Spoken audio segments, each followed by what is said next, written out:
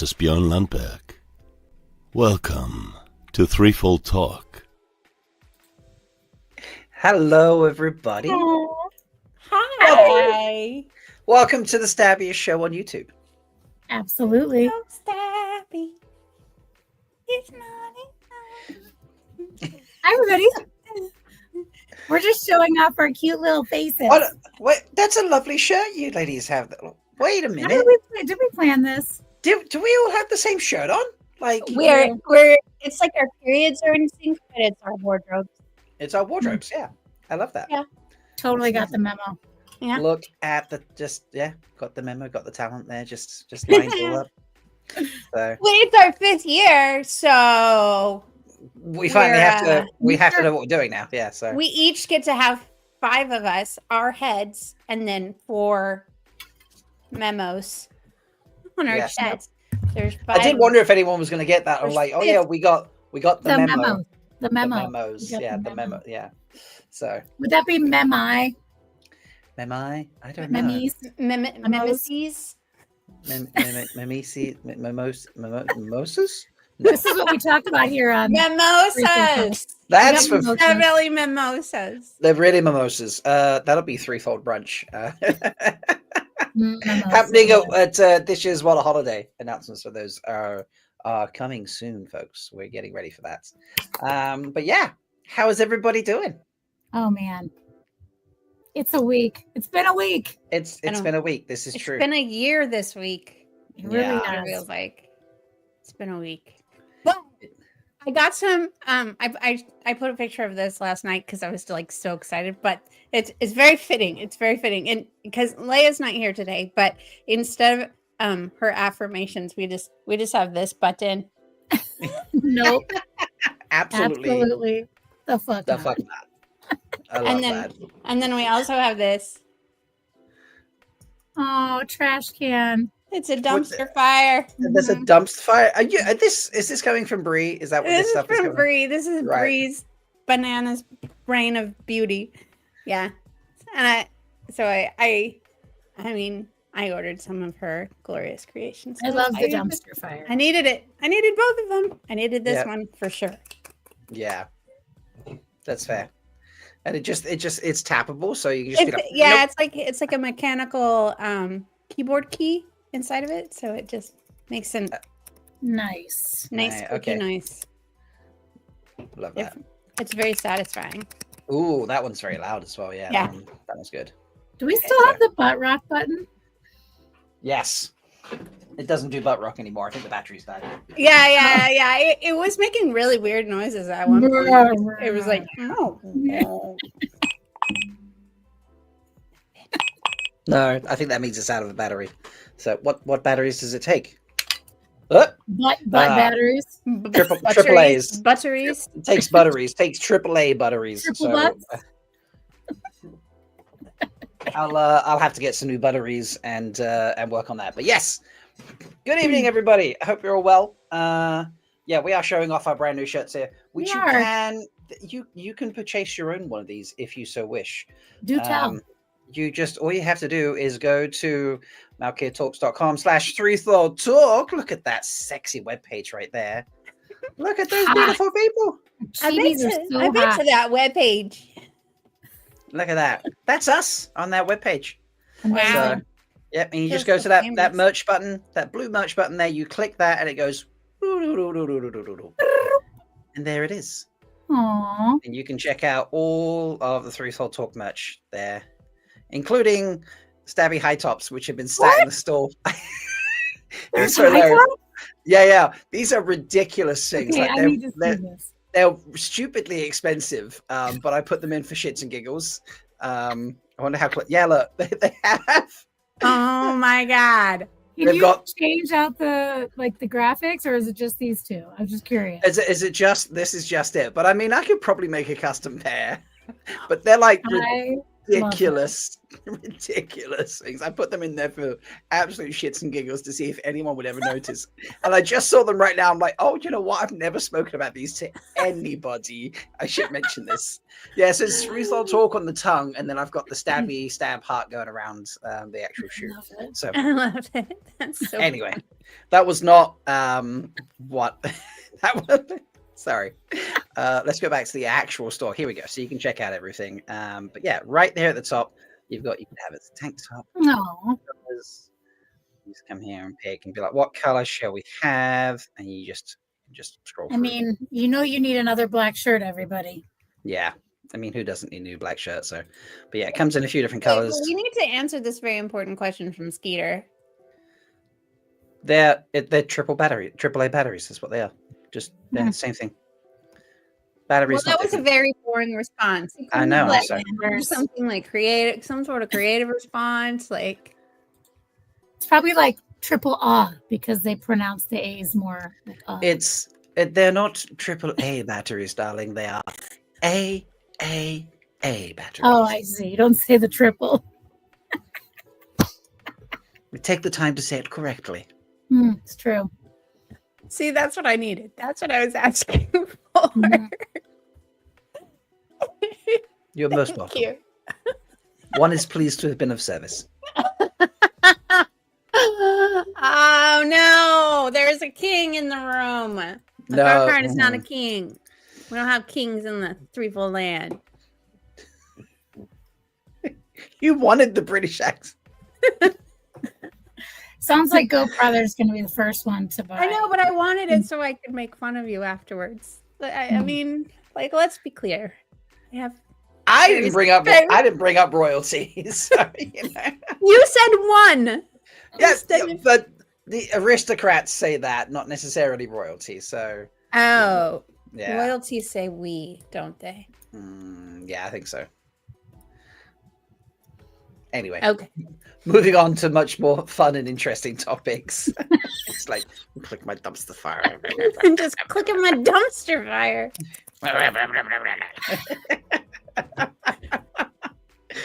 Morning here. It's been a fun week, but we're gonna have a fun show. So we should kick it off. There's a good bit of news to get through. So much. much. It's been busy since last week, so we're gonna. And by the way, just in case you're all wondering, Leigh-A had some hold business to do tonight, so she can't be with us. So she says hi to all the Foleys out there. She's with us in spirit. Yes, Leigh-A also has a shirt. Yes, Goddamn, Postal Services took like an extra week to send it to Leigh-A than it did to everyone Washington, else. D.C. apparently just doesn't have good mail service. I know, right? It got into Washington last week. I know, it's weird. Like, how did it get all the way to me first? Yeah, it got to you and I on the same day. Like That 2 weeks doesn't make ago. any sense. It makes no sense. Well, mine came from yours will ship.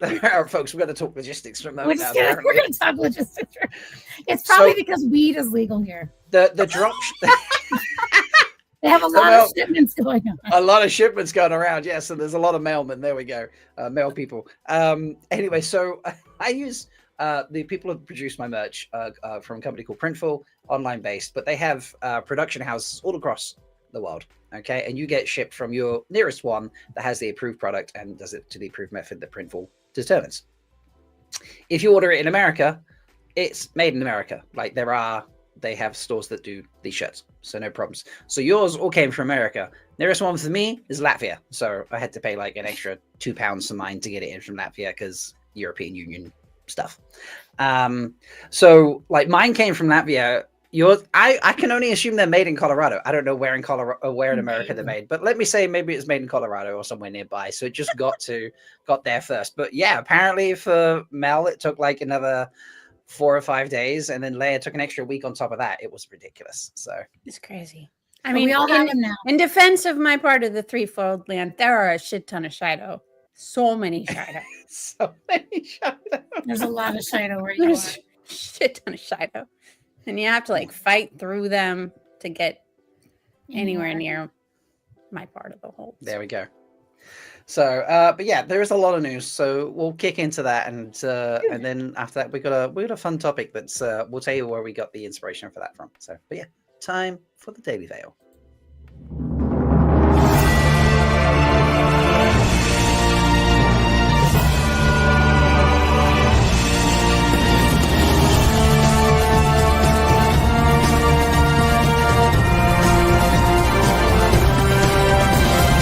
dear brothers and sisters. It is time to cover up your face.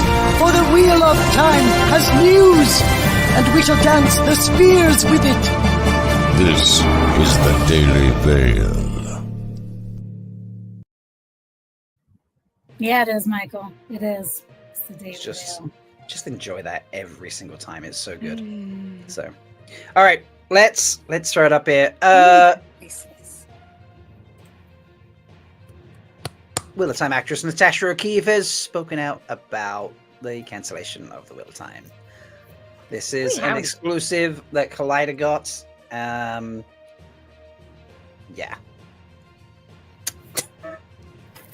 Yep. It is a video too. Like it is a video. We can play that. You guys read this. I did want to ask about a very high priority topic because over at Collider, there's a lot of very, very intense and dedicated Wheel of Time fans, myself included. I've moderated quite a bit for your crafts team over the years, and I don't know, I'm just a really big believer that production was, yes, beloved, but not getting the kind of credit that it deserves. So I guess I have to start by first asking, what was your reaction when you heard the news that it would not continue on? Because to be completely honest, from my perspective, it was a shock. Oh, to us too. And for Rafe, I assumed Rafe, who's the showrunner on the show, would know, like that he really knew this news well in advance. But everyone was hopeful, and it felt like we only got started.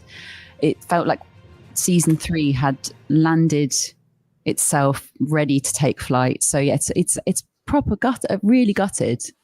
Landfill was only warming up. Yeah. There's a full like 2.5 minute clip there, but she talks about a few things. That part was heartbreaking. The fact that it was like a shock.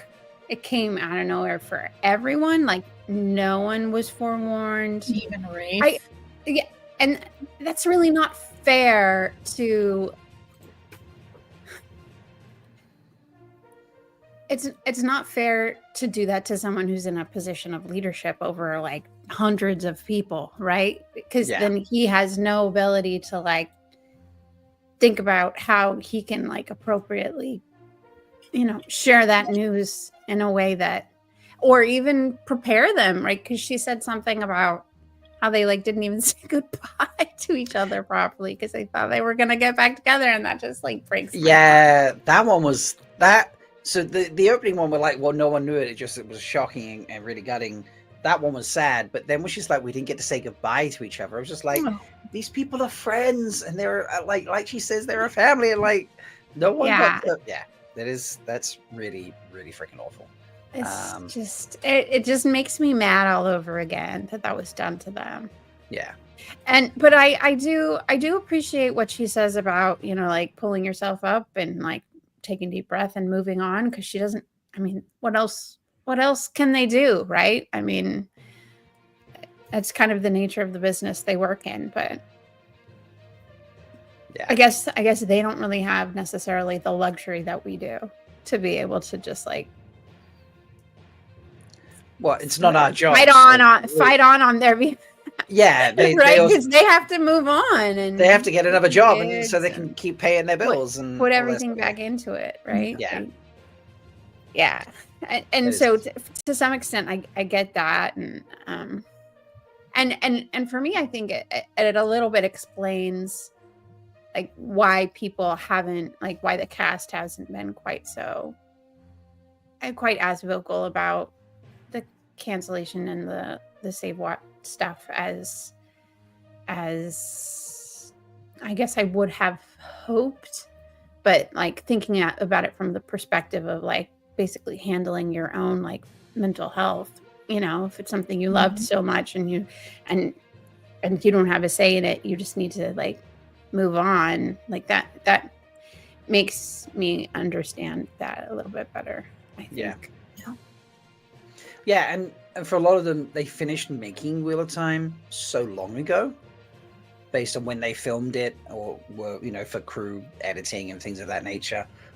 Even if post-production, they've been done for quite a long time. They've already been focused on until I hear about renewal, you know, which I'm sure will come at some point, I need to find work in the meantime.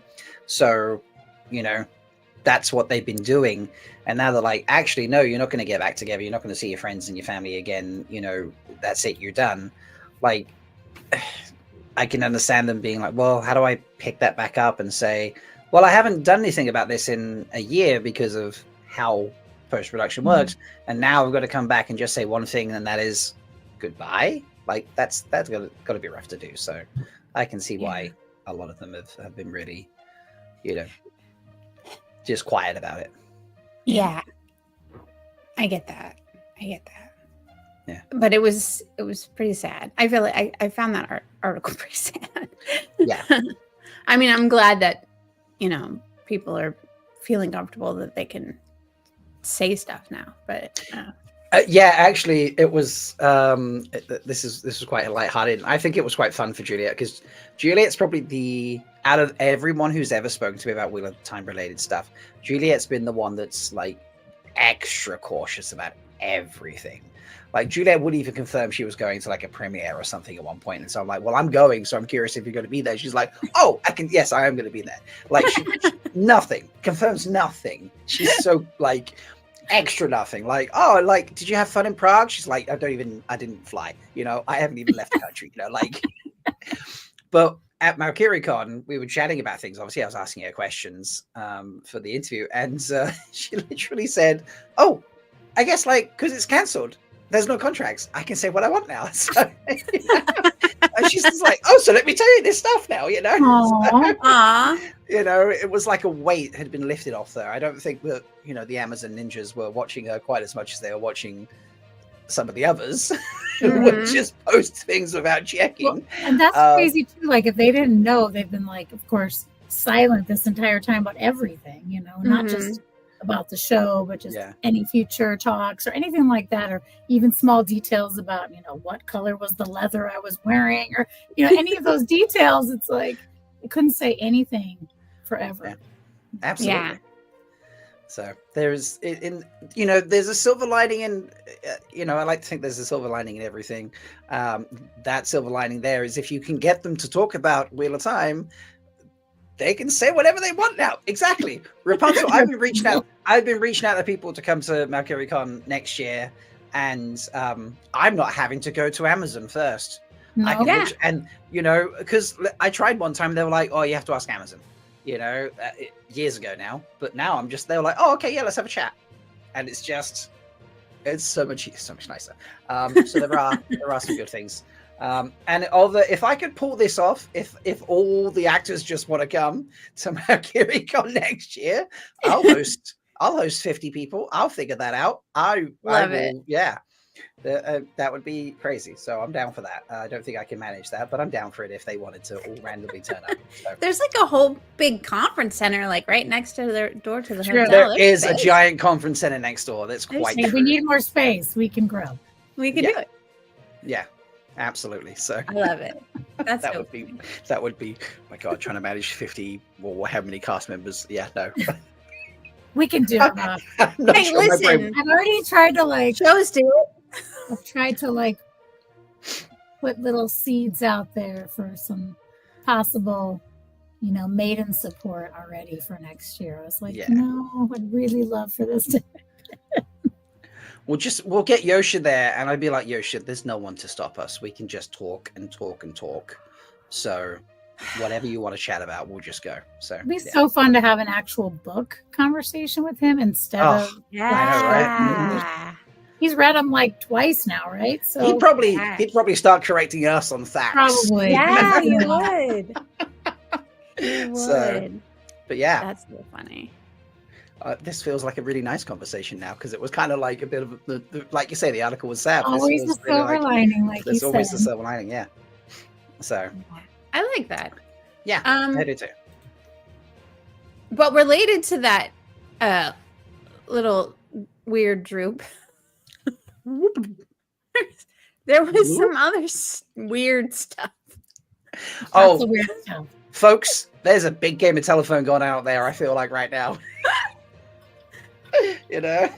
I mean, yeah. So there was a Reddit post, and then there was a misquote of the Reddit post was a misquote. Anyway, there was like drama. There was like so much drama. Yeah. About somebody who misquoted something that Jennifer Liang said. Jennifer Liang, the director or the president of JordanCon. I forget what her actual title is.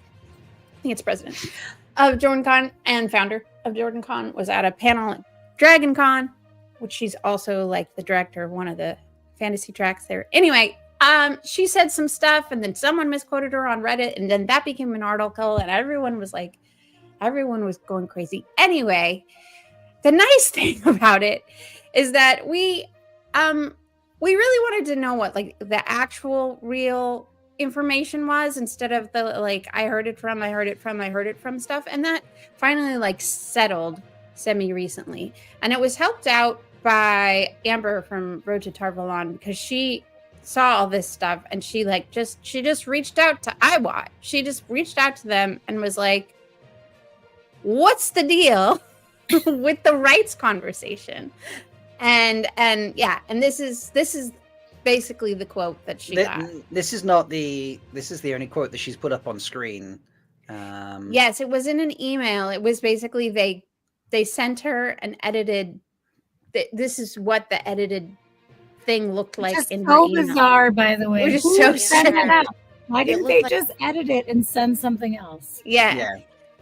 I mean, maybe it was a mistake, but She asked him about the game and the show, right? So she asked him 2 questions. Yeah, so she was asking about the misquote, which we're not going to talk about, but basically, she asked IWAT, and they said, we appreciate your interest, but we are not able to discuss details about the movie or the trilogy or anything having to do with the show. Basically, they said no comment about anything having to do with the rights to the show. Yeah.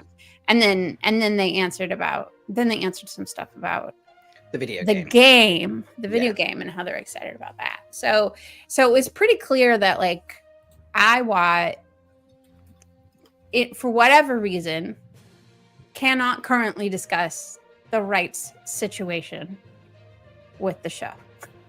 Which means that things are still being discussed regardless. Correct. Yeah. So, it doesn't. It does like much like Natasha and Juliet suddenly being able to say things.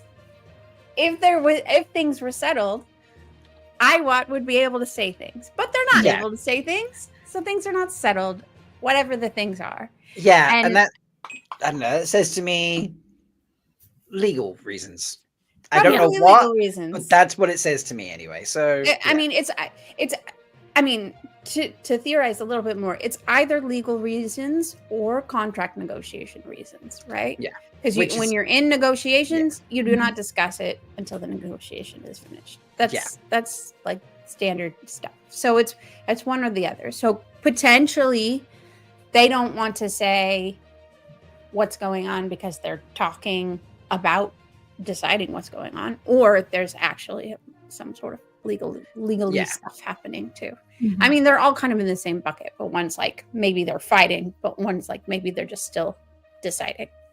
Yeah, they could be negotiating like, okay, the rights are coming back to us, but do you owe us anything? Like, you know, they're going through the fine detail of the contracts. You know, because there'll be clauses in there that probably be like, you have to shop it around. You have this much time to do this. You have X amount of, you know, you have to have done X amount of this, X amount of that. So there'll be like lawyers checking all those details and things.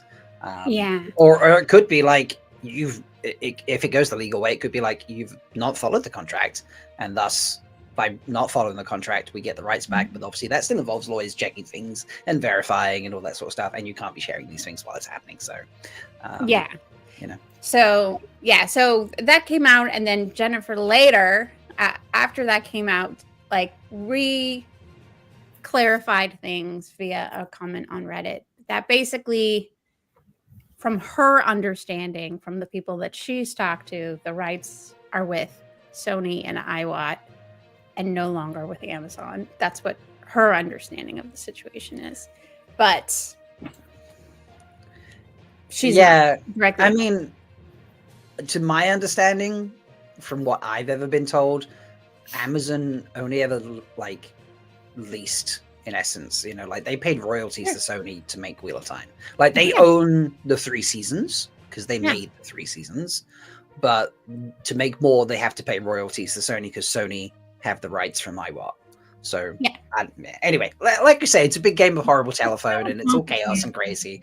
Yeah, unnecessarily complicated, as you can tell from the email from iWat, who, you know, I like this. Rapunzel said they get a D in emailing 101. Hell yeah. He's generous. That felt like a fail to me, you know. So yeah. So I guess Avi said, wait, there's maybe hope. I think it's more. It's more that we don't know where things are going to end up yet. Like, I think it's highly unlikely that at this point, given where we are, that we're gonna get the show in the form that we would like it, that it was. Yeah. But it doesn't necessarily mean there can't be another iteration of it. But whatever the next steps are still in some form of conversation. Yeah. People who own the IP. Yeah. And that's what I was going to ask, is that, and I think eventually, no matter what, they're always going to come back to iWat. Like, regardless of what's happening, it's at some point going to come back to iWat completely after all these discussions. So. Yeah. I mean, that I don't know, honestly, because if you go back in time to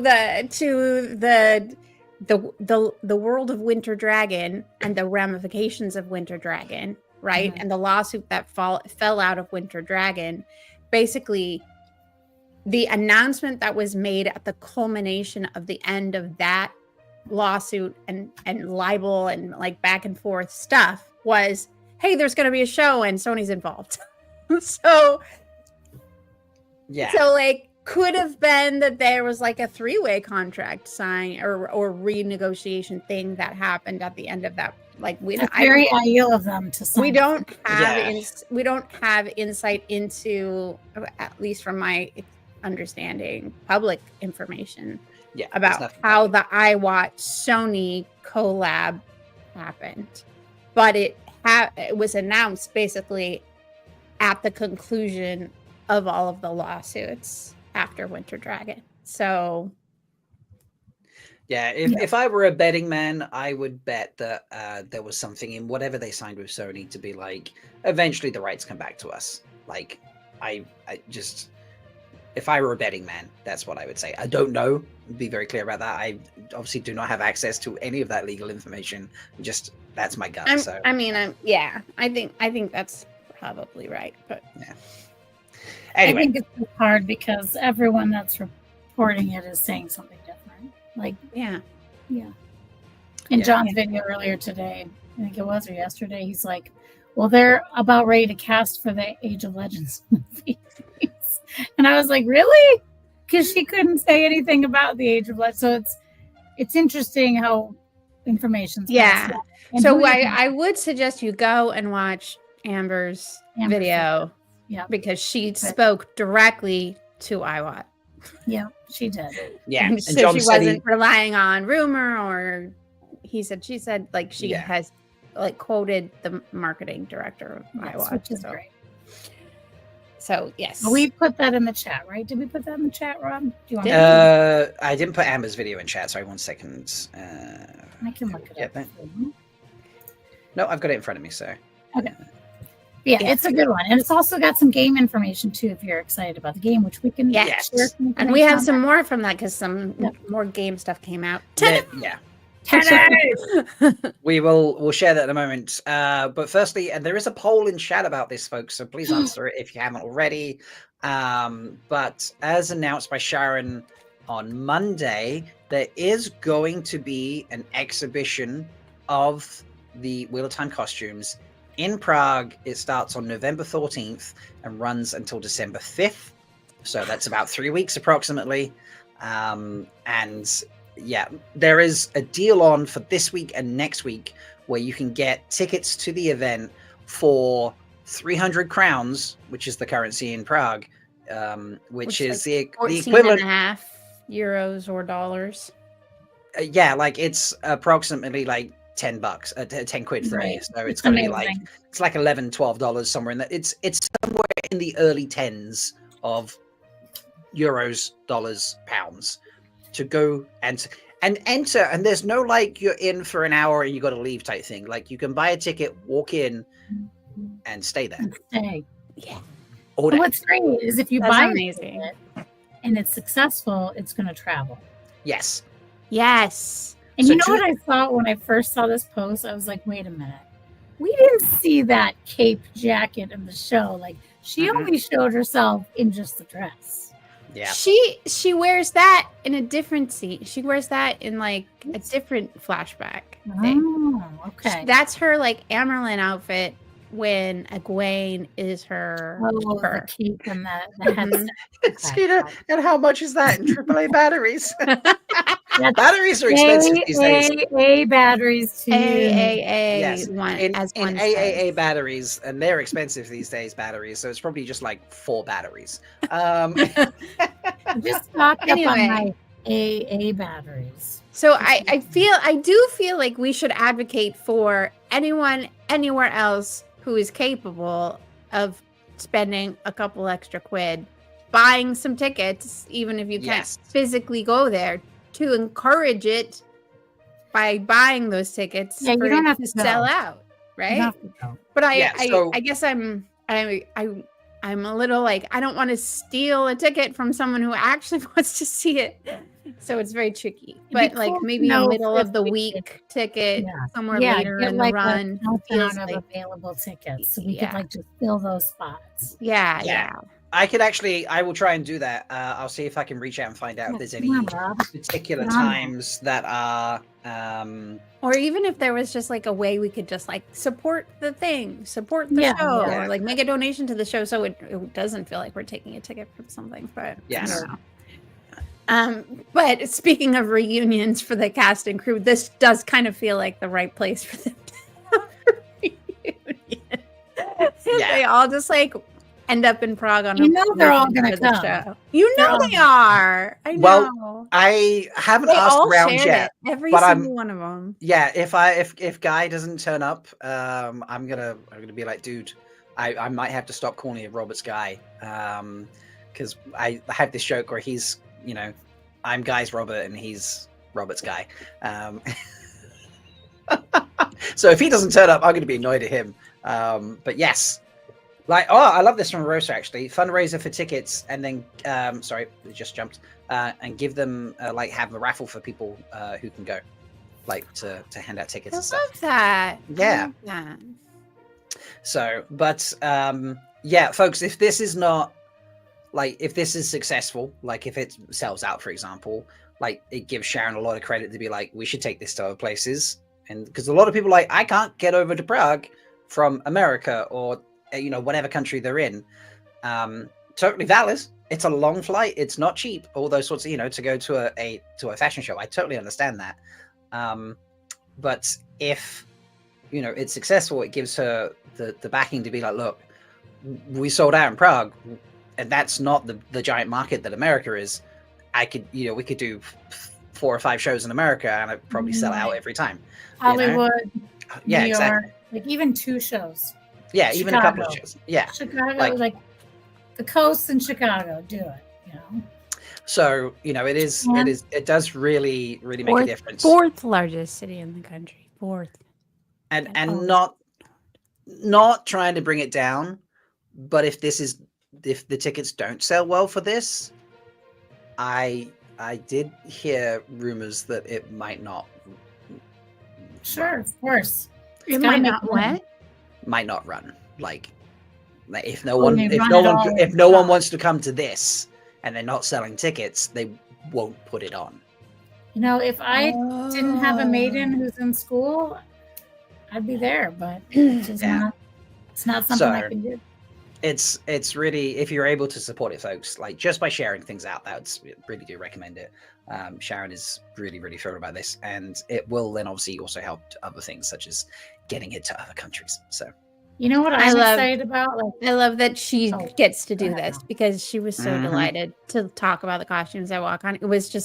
It was lovely to see her geek out And this is like the perfect environment for her to do that, and to actually like see people enjoy it and enjoy her geeking out in another country other than the WotCon crew who loved it. Yeah. Well, she stood in that room at WotCon for over 5 hours talking non-stop to people about the costumes. So and that's what I was saying. I didn't make it to WotCon, but I can imagine that. I mean, she would have 4 or 5 costumes there. Is that right? I mean, just imagine that she has 20 or something like that. If I saw a post today, they're going to have armor on display. They're going to armor. Please touch Ravin's coat. Like, I just want that to look at. You know, stuff like that. Can I see not a Lanfear Aiel outfit, but actually an Aiel outfit that was worn by an actual Aiel in the show? That would be really cool. Well, she did just post on, because there's an official Instagram account for this event, which is fashion and fantasy _exhibition.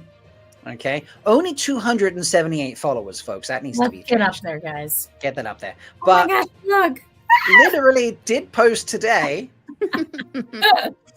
Bearmas photos of Nukaka as Bemis dancing in the desert of the Northern Cape.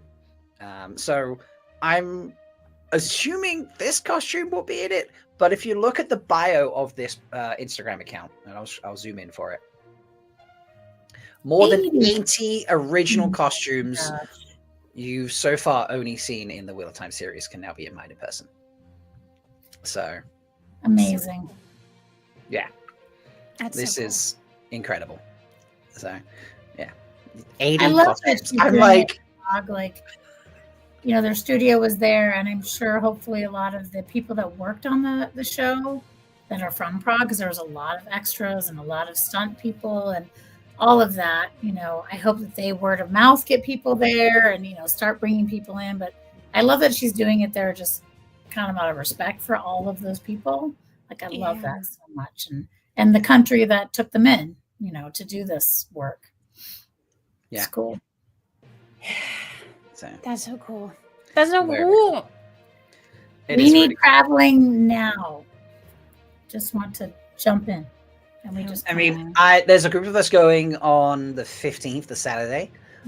But I'm honestly considering just buying a ticket for like first thing Sunday morning and just going back in Sunday and just spending. Yeah, you should. There. You probably won't get as much time as you think. Like, well, we couldn't get in till 2:00 in the afternoon. So yeah, I'll have to go back Sunday. I'll just have to go and do that. That's so cool. I mean, yeah, I might be doing that right now. I mean, if you think about WotCon, like most people were, I was in that room for like an hour. So like an hour for what? 4 costumes. So multiply that by 80. Yeah.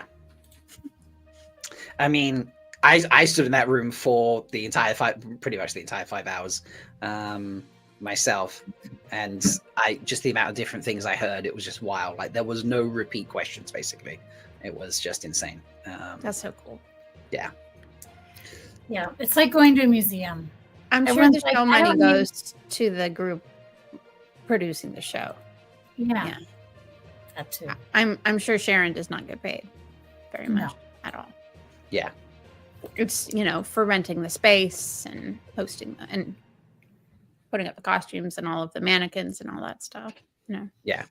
Maybe you should volunteer to be supporting her at this exhibition. You never know. Maybe she needs some hands to put things up. Oh yeah. I mean, I did ask her. I was like, if you need anything, let me. Yeah. I literally said to Sharon, I was like, if you need anything for this event, let me know. And she was just like, at the moment, just tell everyone about it. And I was like, no problems. I will share everything. So yeah, it's but yeah, cool. Instagram account link is in the comment section there, folks. So yeah. That's so cool. It's so cool. It's so exciting. It's very exciting. Yeah. Yeah. I mean, and we'll Europe, but it's one thing about it.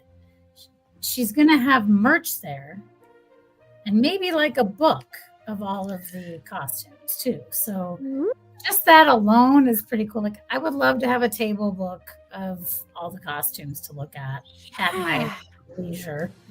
Leisure, I say in the UK. Yes, leisure. Yes, leisure. The book won't be is unlikely to be at the exhibition. Sure. Maybe it'll be afterwards. But... Yeah, the book will probably follow the exhibition, but yes, there is. I've heard discussion of merch being there for purchasing. So what if you could buy an actual IEL spear? I mean, used in the show. I literally, I'm gonna literally just have to be like, who am I with? Who could like just take this back to their house? I'm gonna like just have to buy something that there's no way I can get back on the plane and just be like, some of the people that live in Prague that I know and be like, hey, can I just meet up with you for 5 seconds to hand you like a full length spear? You know, you're gonna bring a big tube when you go, and I'm sure you can unscrew it and put it in the tube, and then you're gonna take it back to your house. And then it doesn't work. I don't know if you remember, but I tried to buy Rob a sword, and I was supported. You tried to buy me a sword? Yes, for your birthday, like 2 years ago or 3 years ago. Well, that's because shipping to Manchester. I don't think I actually. No, it wasn't. It was the police. It was the police in the UK and their hatred of weapons. They're not as free with weapons as they are in the US. And they wouldn't let me get the sword. I ordered the sword, and they were like, the police have said no swords of this particular kind of sword. And I was like, well, when are you going to ship the sword? And they're like, we'll let you know when the police let us ship the sword. They and also have money tree problems. And I specifically talked to, I got it from a group in the UK. So it didn't even have to go from outside the country. It had to just like go from Cardiff to Manchester or something. What are the guys' names? Is this the thing where you're like, Rob, like, I'm sorry, but your present's going to be late or something? No, that's the money tree. That was just. Oh, right. Okay, fine. No, year, like it was the year before that. Anyway, but yeah, a whole bunch of us like really wanted to get you a sword, but it was the most dramatic drama so ever. they couldn't. I live like a 3-hour drive Cardiff. I live like a 5-hour drive from Cardiff. They wouldn't let you ship it from Cardiff to Manchester. What? That's wild. Because you could probably kill someone with it. So well, yeah, this is true. So, yeah, that's... Yeah, I really wanted to get you. Well... And it was impossible. Next time, just be like, hey, can, like, I purchase it and then I send Rob to come collect it? And I will take... I couldn't collect it. I had it all worked out. Like, I had it all worked out.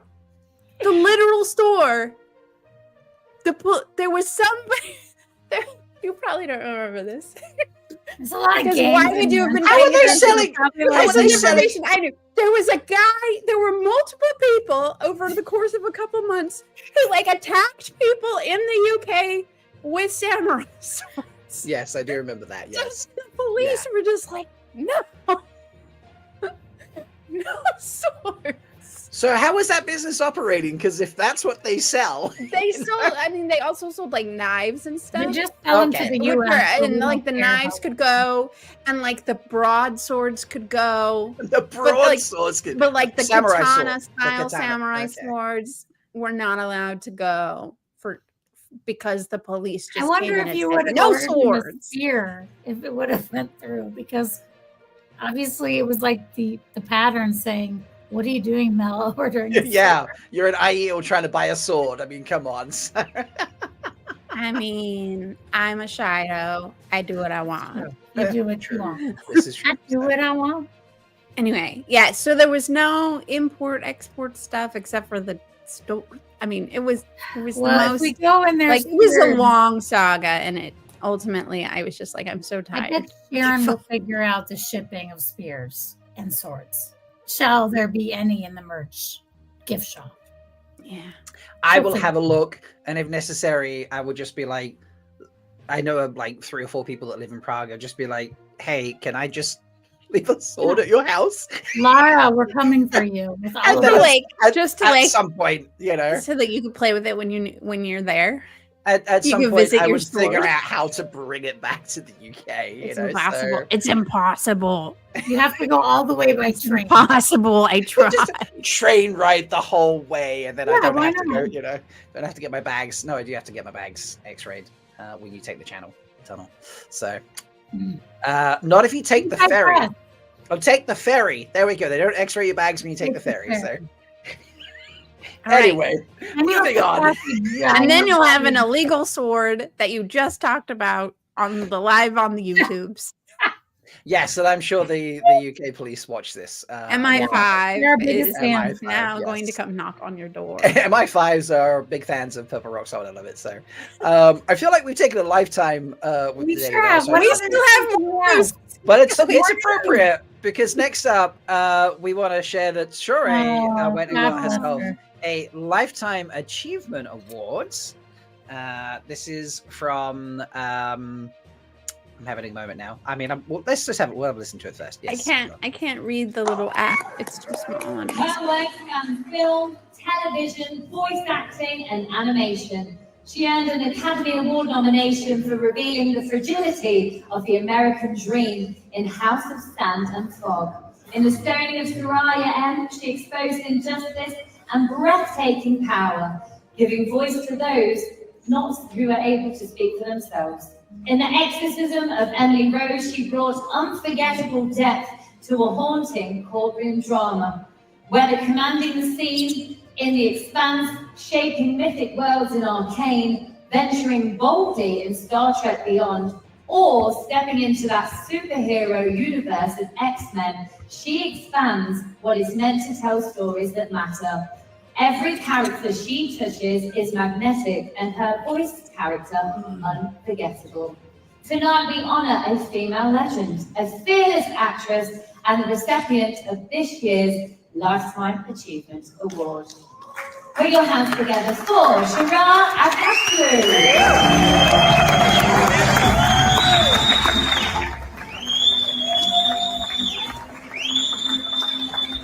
I love her so much.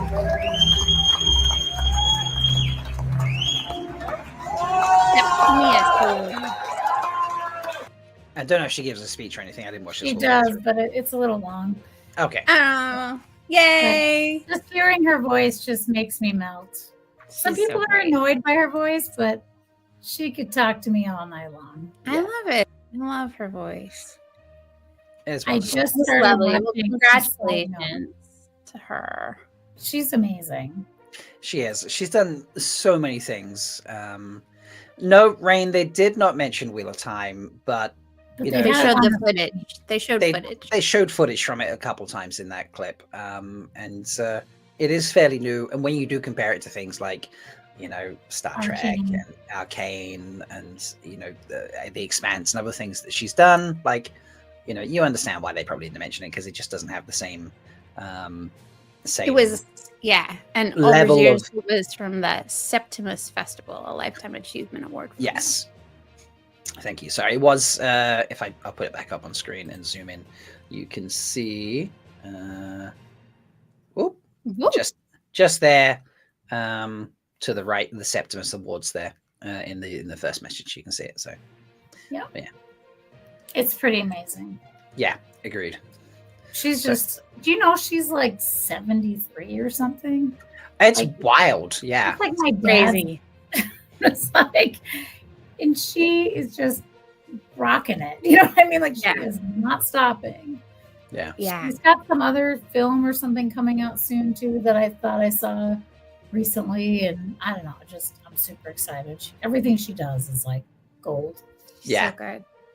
Like I started watched. watching, Well-deserved.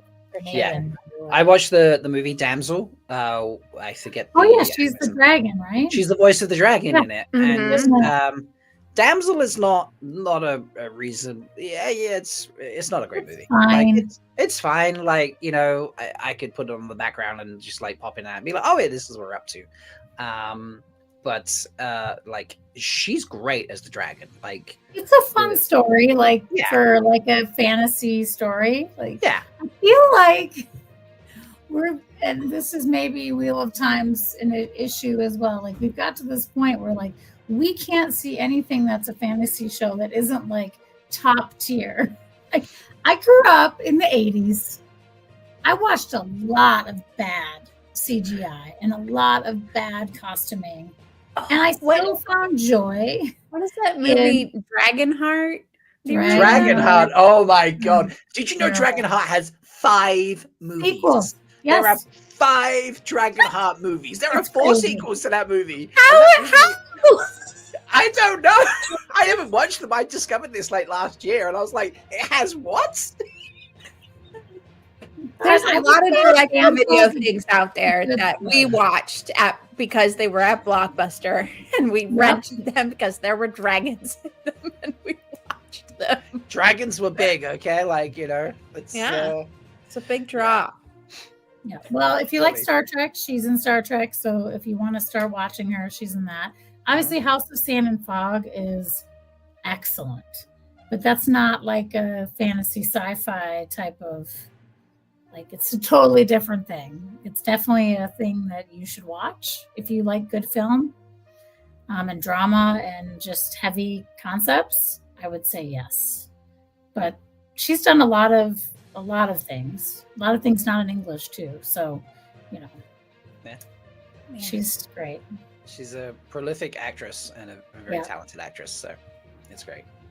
So apparently they're all funny and super cheesy. Okay. Wait, which ones? What's The all funny? I think Oh, the the Dragon. Dragon. She said, I love really bad 80s movies. And then she said they are all fun and super. all really Oh, right. Okay. Yeah. Sorry. I did. Yeah. See that comment from me. fun. I mean, they are. Like, come on. Did anybody watch Beastmaster? Have you ever seen? This is where, like, I don't know if you grew up in the 80s, quicksand was a really big deal. We all thought we would die because of quicksand. So I'm like, surprised we didn't take Beastmaster- safety classes at school about it, to be honest. How there's much a is whole, mentioned in like, movies. quicksand scene, and we were like, oh my God, are they going to die from the quicksand? But anyway, he could talk to animals. It was cool. I'm sure if I went back and watched it, I'd be like, oh my gosh, this is terrible. But it was great. I might It's a great actually one. have to review some cheesy 80s movies on my channel man. just for fun. And Lately, see how many times quicksand comes up. I'm just figuring out, I watched last Have week. like a quicksand counter. Yeah, randomly last week I watched Indiana Jones and the Crystal Skull. Not a great Indiana Jones by any shape or means. Like the giant ant scene is just like, what is this? And then the whole Crystal Skull bit, I'm just the like, only what? bad, really terrible one. So it's It okay. actually, It's yeah. fine. 4 or It's 5. fine. It Yeah, is like the only kind of poor one. Yeah. exactly. The 5th one is, they're like, okay, you Pretty got, good. you redeemed yourself. You didn't end on a low note, bless you. Yeah. But I'm still like, it's Indiana Jones. I can still enjoy it mostly. But there was a quicksand scene in it. I was See? like, who dies of quicksand like this? When I was 7, I thought I was going to die from quicksand. I was like, I don't go didn't anywhere know. that's got a desert. You'll just, or don't go in the jungle because there's like Not random looking- bits of sand and you'll die. That's Like, Fuck that quicksand. It's ubiquitous. Yeah. It's everywhere. Quicksand is everywhere. It is. Folks, this is just going to turn into a fun news discussion show. Any Today, other so- news? We have more news. We have There's still more. There's We like still have there's like 4 more things to talk about. So Let's keep going. Yeah, we'll keep going. Mel, I'll let you take the lead on this one. Yes. Okay. So scroll down a little bit, Rob. Yes, boss. There's a post with the FAQ. So last week we had questions. The Wheel of Time fandom had questions last week when we were talking about did. the re-release of the Battle for Ranland, the remade version of Cards Against Eternity. Except if you click on the FAQ, it's not a remade version of Cards Against Eternity. It's completely new. So they answered a fair number of the questions that we were asking last week. And added some interesting information. One, yes, they are using AI, but their plan is to then redraw all of their stuff. And Yeah, this question have it no longer be AI. I mean, that doesn't really like redeem it for me, but I mean, I appreciate that they have goals to not be complete art thieves eventually. They're just starting out as art thieves.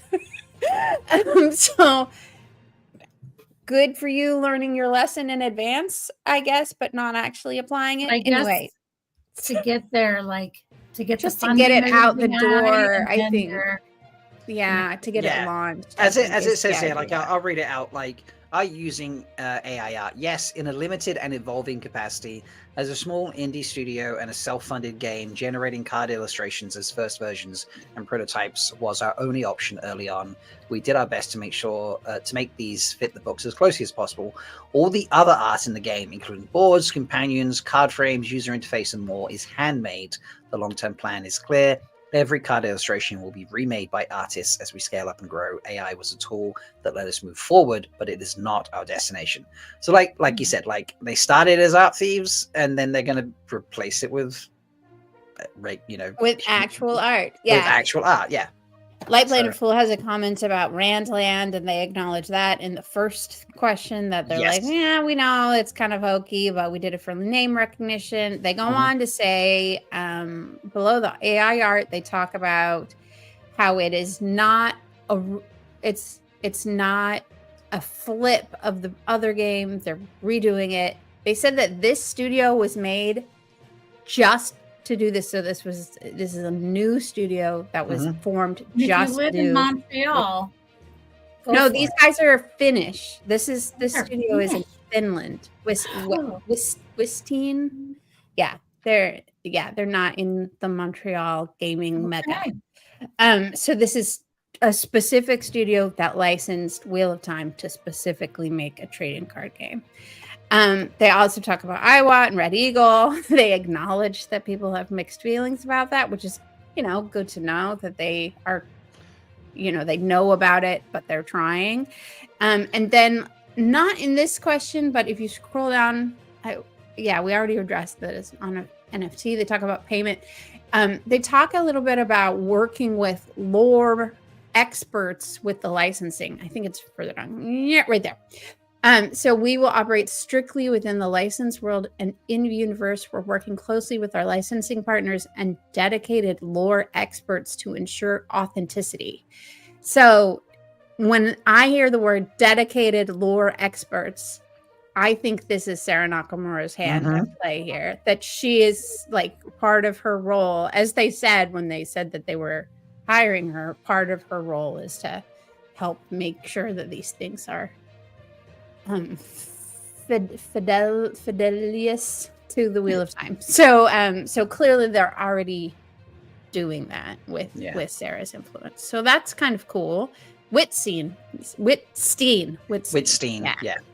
Yeah. So they're not associated with the MMORPG thing. Yeah. That's under pre-development. A few of the hiring people for. Yeah. As it says there, a few of the 3D artists did come over from that project, but it's not in any way the same game or the same vision, and it's not. Sorry. I was referring to the big open world game that's in development. So it's not the same group that's opening that game. All right, yeah. Anyway, so some good answers to some of the questions we had last week. So so now you are armed with as much information as we know because this came out today. Yeah, some very interesting information on John's video. I'll just say, what up? He shows on screen all of the trademarks that they've gotten recently, Iowa, which look like that they are part of the game, probably. They've trademarked Black Tower, White Tower. They've trademarked a whole bunch of Wheel of Time terms, assuming they'll be used probably in this game, which is pretty cool. There's like 20 of them. So they're moving forward.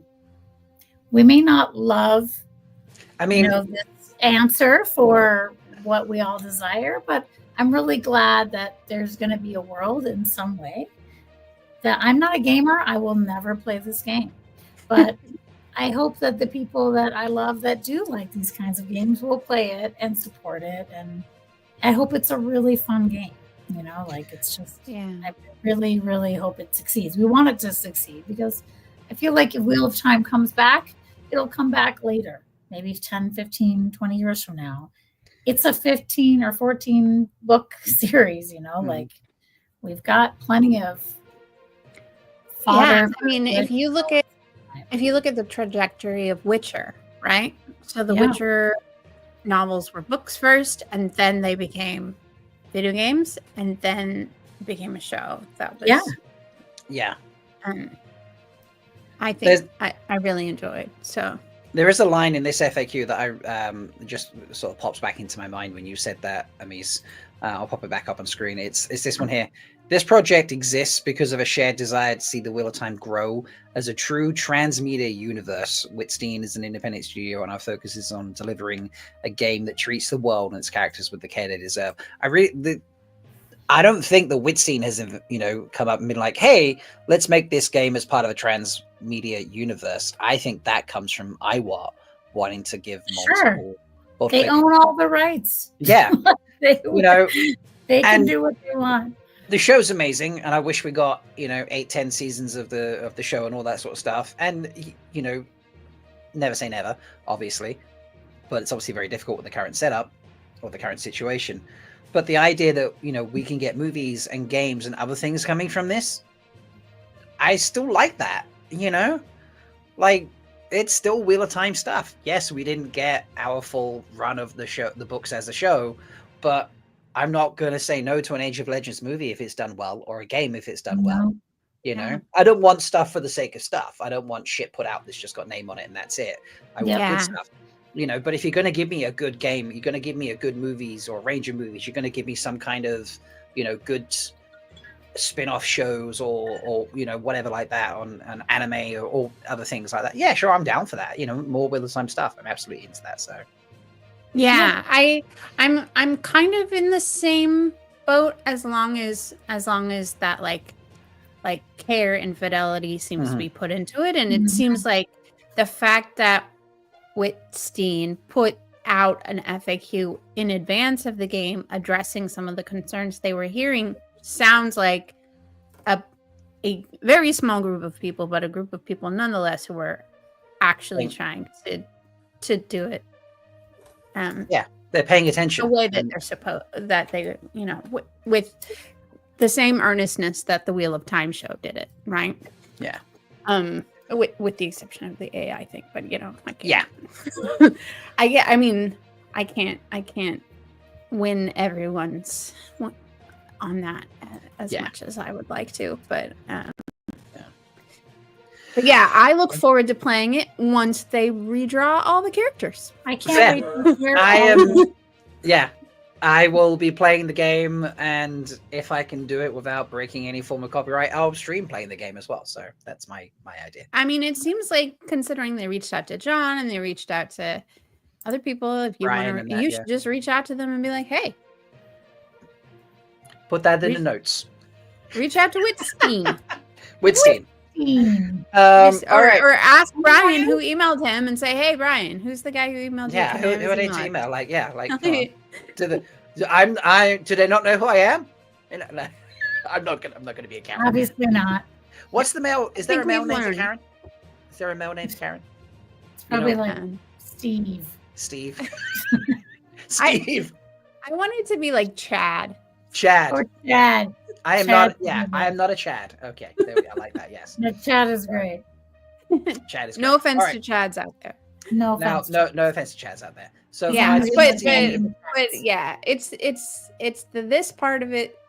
Nope, not that part. The this part of it that for me is like that's a deal breaker. But I get it. But I get that other people have different opinions about that. But AI so once they have decided and finished redrawing everything, then I will play. Yeah, AI should be in like go and test 1,200 billion different versions of this chemical compound and make up a new pill to stop a disease. That's what AI should be used for. It should be used for creative like art and music and shit like that. That's not right. I mean I agree, and I use it like that in my job. But I think that the thing about art AI is if they're careful about where they source the AI from, then it could be ethically sourced. But we don't have information about that from, and they haven't shared to that level of detail. So like I don't want to like blanketly assume that all AI art is stolen art, but it seems to me that's the case currently, unless somebody actually has some actually fully licensed AI art. I work with things. a certain organization that's very famous that creates stock imagery or has stock imagery for a lot of people. They use it around the world.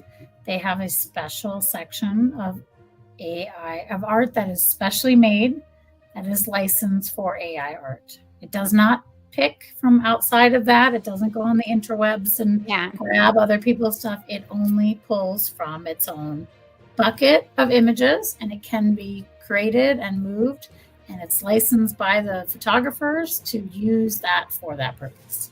There are places like that out there, and that is the appropriate place, in my personal opinion, to do that sort of thing. Agreed. That's Agreed. not what That's everyone's exactly how it should be done. Yeah. Okay. Speaking of moving art, on. Roger, are you still in chat? I hope you're still in chat, Roger. Who's there? Yeah, I have said. Yeah, Roger. There we go. Here we go. This is the best thing of the day. Roger. Much G, my friend, because you did this. Yeah, Look you at did. that. Yeah.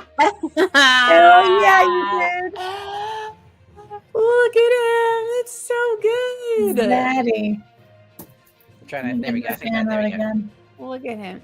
And he looks great in that shirt. He looks so good.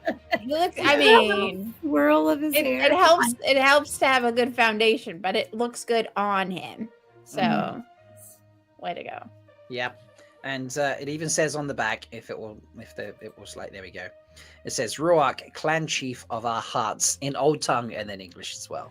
So good. I love that. Rockin' my heart, he says. Thank you, Roger. And Threefold Talk. We got a shout out. He does.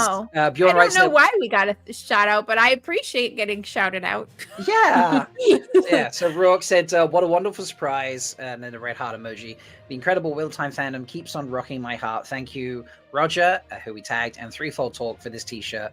And thank you all for your love and passion for the Wheel of Time. So Roger did this of his own regard. This was him. This was all him. This was all Roger.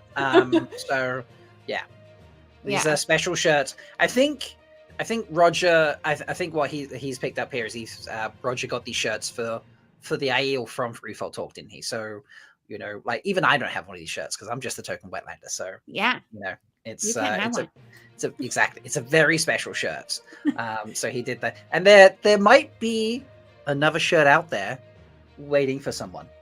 I don't want to give that away. We have not heard from that someone. We have not heard back yet. They have received it. Well done, Roger, you rock star.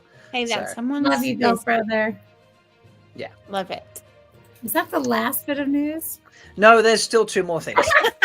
Let's go. Let's go. Actual topics today. We like reading, so why don't you check out a new book, Tidy-ish, from Kai, the ADHD Guide to a Manageable Home. So yeah, she's written a book. Ignore my tidy-ish fingers. I wrote a book. It's for all my fellow tidy-ish dreamers who want a home that feels chill, lived in, and actually enjoyable. No insta perfection required. If you're into cozy corners, low stress vibes, and making space for joy, this one's for you. Link in my bio. Let me know what you think and leave good vibe reviews. Aww. I want you to come hang out in my tidy corner. Yeah. Love it. That's so good. I feel like this is the least pressure version of cleaning I've ever seen. Mm-hmm. Like I'm curious to know what her ADHD guide is like. Different compared to what's the famous lady that does the books on like throwing shit away? Marie Kondo. Mary, yeah, something like that. So I'd be interested to see like a side by side, like plan of action. Well, let's just. Oh, you know what we should do? I have an idea. Bing, bing. What if one of us gets the book, or all of us, whatever, and we pick like one corner of our house to follow Kai Alexander's like. Ooh, I have a perfect.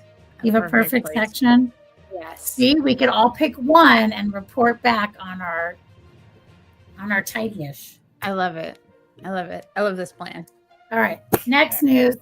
Moving on. Please. Hold, please. Hold, please. Yes. Are you ordering a book right now? I might be ordering a book right now. That makes for good TV. I mean, YouTube. Watching you type. If you did, that makes it better. If I all right, last piece of news, folks. Congratulations go out to Maya. She's having a baby. The maiden's having a Look at the little baby Aiel in that tummy. You know what I love about this little post is all the friends are showering her with love. Oh, that's Marcus, Isabella, Raga, Priyanka. Priyanka, Like, Ayula, look at them. They're Kira, all giving her Sharon. love. Isn't that great? And then there's Malkier Talks in there. Yeah. Yeah, but not in between all cast members. Oh, actually, there's Sybil. And There's and Guy Roberts. Look at that. You and Robert. I mean, I have met her, but I definitely. I love wouldn't say that. we're friends. Full circle back to the fact that it's a family. Look, she's got her family congratulating her on growing her. This is a really good segue to our topic tonight. It is a perfect segue. That's why I saved it for last. Look at all of that friendship. Yes. All right. So now you've had an hour of news. And lots of talking in between. It's been a good discussion. I feel like it's been a discussion show. It's been a good I like show. it. Yeah. Well, I mean, I feel like the news isn't just like it's stuff that needed conversations, not just stuff that we needed to like share with people. Absolutely. So, Like the last couple of things we were just sharing, but the initial stuff was like, we got to chat about this. You know, it's yeah. That's okay. And it's been a while since we've had like a huge news dump. So this is true. Kind of Gore didn't use protection. Oh boy. He is a stone dog. Yeah. All right. Well, so to talk about what we want to talk Ordered. about tonight. Ordered, nice. Tidy-ish book is on the way, so we can Yay! have that'll be a topic one week. We'll do before and after photos and talk about it. I love it. You should. Yeah. Okay, we're doing it. We're doing it, Foldies. If you want It's to happening. join us on our ADHD tidy-ish, we're going to do it. Yes. All right. Amis, take us away. So this our week, topic. with all this news about rights and people, like, we're all very obviously invested in the show, and we love the Wheel of Time books, and we love our community, and we just wanted to talk about how through this show, just like Maya's post, all these wonderful cast members, they're besties now. They've become friends. They are cheering her on. And it's like that in every post, no matter who posts something. It's like, I've got a spread in Vogue, and everyone's like, yeah, good job, woo! You know, and I feel like even though we were here before them, that they're sort of emulating what this fandom already had. You know, we had a lot of people in this fandom already, and we cheered each other on. And content creators popped up here and there, and then more cons popped up, and we saw each other, and we became friends. And we started learning about each other's lives, and we love the Wheel of Time. But I will be honest, when we get together, we don't spend a lot of time talking about the Wheel of Time, except maybe in panels or things like that, because we love each other. And it's so much more than a TV show and a book series and a game or whatever. It's about all these lovely people that I get to see every week. Just on this show is just one small example of all the amazing people in this fandom. So we wanted to talk a little bit about friendships, what they mean, and how we relate them to the books, because there's some really cool friendships in the books. And Foldies, while you're in the chat, please feel free to throw out any other friendships that we don't talk about, you know, that we can certainly talk about some more. Obviously, we have talked about the news for about an hour and 15 minutes, so we won't talk too long tonight about our friendship choices, but we each picked a duo. Well, I wrote an essay, so we want to talk about, right? We're gonna do a 3-hour show. I wrote an essay, obviously. Yeah, why not? Friendship, 3-hour show. Let's do it. So who wants to go first? I can go first. Okay. Okay. So the friendship that I mean, there are so many, like, let me premise with, Yes. Amis, you're amazing. And I love you. And I'm so glad to call you my friend. That was lovely.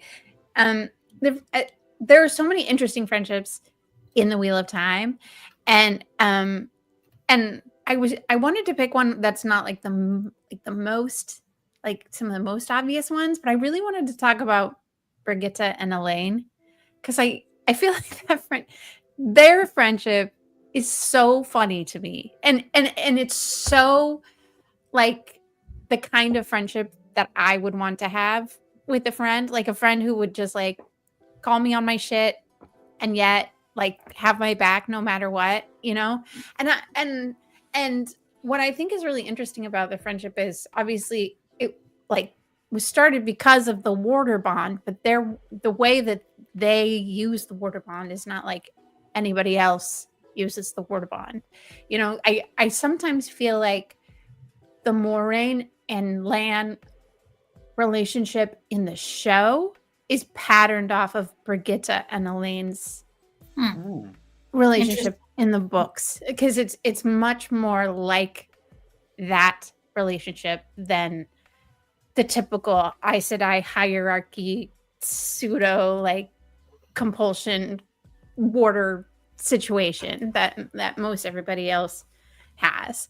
So I just there were a couple of like sections, even as their friendship was first starting out, that I thought were like really telling of like how this relationship was forming.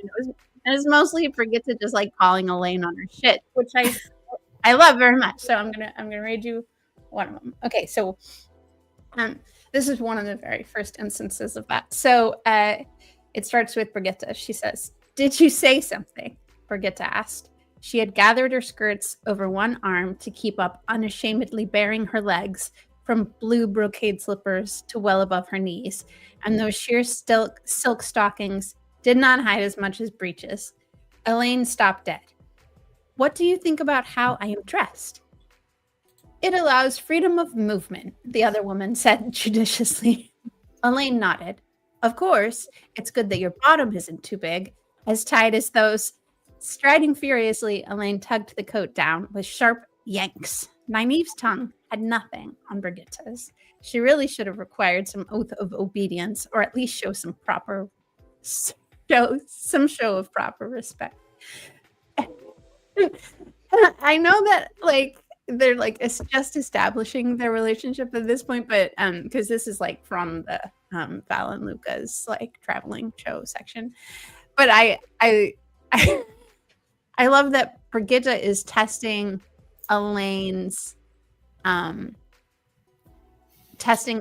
authority in a way that like plays with her, but also like helps establish a balanced, equal friendship from all of that, which leads to all of the things they're able to accomplish together later on. The one that always sticks in my mind is when they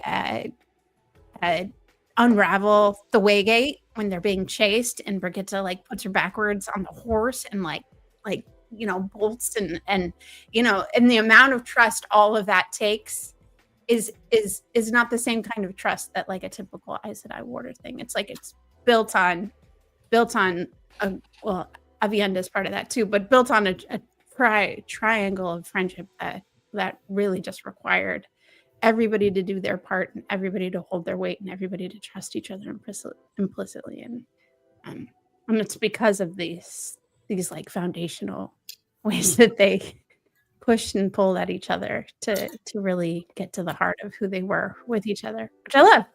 I think it's a really cool friendship. I agree. That is a really cool friendship. Like who put it in chat? Nomi Garden. It's like almost like a big sister. No one's allowed to mess with her except me vibe. Yeah, for sure. But like they take turns being the big sister. Sometimes I feel like it's not just like Brigitte to Elaine. Sometimes it's Elaine to Brigitte as well, and it's There's this beautiful moments where Brigitte is really heartbroken about not having Guidol and breaking down, and Elaine is just there like holding her hand through all of that. You know, like Brigitte is not a person who likes to be vulnerable, and yet you can tell she feels comfortable being vulnerable with Elaine. Yeah. I just think it's such a crazy and wonderful relationship. Like you have this immediate, like, I saved your life, yet I completely fucked you over at the same time, right? Like I pulled you out of the pattern and threw you into this situation that you were not going to be part of. But again, the pattern is the pattern. They don't have they're not dark or light. They just do it. They just do what they do. You know, the threads do what they do. But, and to have that beginning of their relationship and then to grow through the series. And I think because of that, to me, it seemed more like they could be as easy as that. They could be like, call you up on their shit, you know, like there's very few friendships and spousal or partnership relationships that do that. And I think that's unfortunately sad. Like, I think the best partners in your world should call you on your shit and you can still love each other afterwards, right? Yeah. Like, yeah.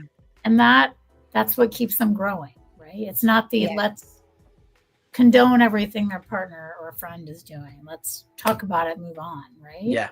And I love that about them. I love that you said that. I love that Brigida's like that. I think she's very much like devil don't care, but also I really, not only am I tied as a warder, but I'm also I love this person, you know, like, at first you think it's just like, because she's like bonded, but then it's like, no, she actually cares about this person. Yeah. They grow into a true respect of each other and of each other's abilities, even though they drive each other crazy, you know? Totally crazy.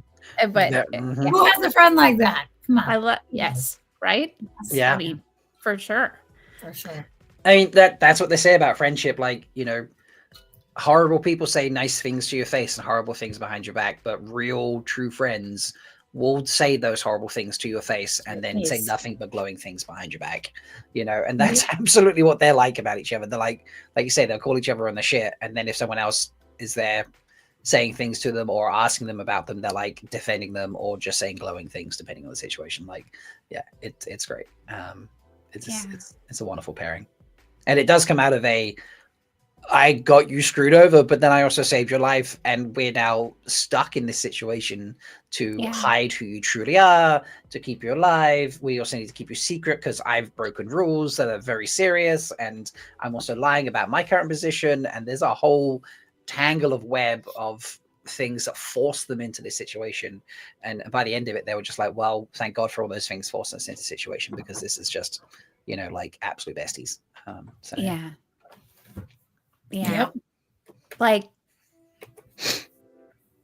and she put up all the secondhand shit that she had to get. The chat's having a conversation about it, but all the secondhand things that she had to get off of Leigh. Well, yeah. You know? I mean, the bond adds to that. It's interesting, you know, thinking about having a bond like Avienda and Elaine. I mean, I feel like their relationship is more than just a friendship on paper like that, but like having a bond enhances all of those things, and maybe makes it easier to give each other shit because you know how they're feeling, the emotions behind that when somebody's saying it, and it's reflected on you, and sometimes then you're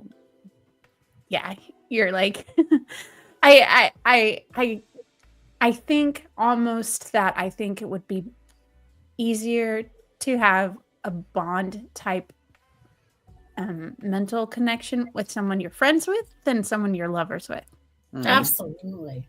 Like I feel like that works really well for a friendship, and maybe is really tricky for the intensity of I agree. romantic. I can even imagine like the warder bond in general, which is a whole nother show topic, but like just the thought of somebody being able to feel your feels and your thoughts and that all the time is so intrusive. Like, and the fact, again, I'll just bring it back that their warder bond was to save her life. It wasn't like I choose this warder, I trust him or her, and I want them to be the one who's got my back. There was no choice. It was just like, we have to do this because it's necessary. It turned out great for Elaine, but like, she wouldn't have held it against anyone if it turned out shit. She'd be like, it was the only choice at the time. So you know, I mean, I can't hold that against you. Like somebody always having those thoughts and sharing those feelings, and you not having a private moment. Like, again, you can cut it off, of course, but like That's crazy. That's Robert Jordan is just a brilliant. It's a brilliant thing to include in the character development. Yeah. I agree. Yeah. I really like the way it's explored with these two. Yeah, totally. It's totally different than anything in the whole series. Yeah. Mhm. It is. Yeah. Cool. All right. Do you want to go next or shall I, Amice? I can go. I want to talk about, and Rob, I know this is one of your favorite characters, but I want to talk about Perrin and Gall. Like, I just love Perrin and Gall. I opened up, I guess, The Great Hunt, or no, Dragon Reborn, where they first meet and he rescues him from the cage. It comes from, he doesn't realize it till he's there, of course, the men viewing, right? That this is going to change his life, basically, as an Aiel in a cage. And I love that I'm just going to say this not in a stereotypical way, but maybe slightly stereotypical. It's like such a boy-male sort of interaction. I just love it. It's so wonderful. It's just like, he goes to the cage, he gets him out of the cage, and he's like, well, you going to get out or what? Like, I'm not going to carry you, is what he said. Right? Yeah. And they just start having this like normal conversation. He's like, what are you doing here? And he's like, well, I'm looking for he who comes with the dawn. He's like, yeah, he's that way, not that way. Like, you got to go this way to Tyr. I'm looking for him too. And they start this like just normal conversation, not to mention he's been hanging in a cage for like 2 days.